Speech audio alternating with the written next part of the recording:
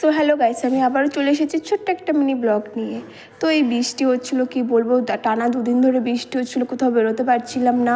তো আজকে তো আমাকে বেরোতেই হতো, যেহেতু ও আমাকে বারবার বলেছে, না গেলে খুব প্রবলেমে পড়ে যেতাম, ও খুব রাগারাগি করছিল। যাই হোক, তো আমি বেরিয়ে পড়লাম, কিন্তু ঝিরিঝিরি বৃষ্টি পড়ছিল, বেশ ভালোই লাগছিলো। দিয়ে দেন আমি টোটোতে উঠে পড়লাম। আমার টোটো পাচ্ছিলাম না, তাও খুঁজে খুঁজে কাকুটাকে পেয়েছি। হাতে ওটা আমার রিং লাইট ছিল, যেহেতু মানে দীপ আমাকে বলেছিল যে রিং লাইট নিয়ে আসতে, ভিডিও করবো আমরা দুজনা। তো রিং লাইটটা নিয়ে যাওয়া মানে ফালতু, ভিডিও তো কিছুই করতে পারলাম না, শুধু শুধু আমি বই নিয়ে গেছি কষ্ট করে। তো যাই হোক, টোটো থেকে নেমে পড়লাম, দিয়ে স্টেশনে চলে এলাম। স্টেশনে উঠি, বাবারে কি বৃষ্টি কি বৃষ্টি, আমি মানে একদম গ্যাড়াকলে ফেসে গেছি, মানে কিছু বলার নেই। দিয়ে দেখো ট্রেনটা ঢুকে পড়লো, ট্রেন চলে আসলো। দিয়ে ট্রেনে উঠে পড়লাম ছটফট করে, মানে খুবই তাড়াতাড়ি উঠে পড়লাম, বৃষ্টির মধ্যে ভিজতে ভিজতে উঠে পড়েছি, কী করবো।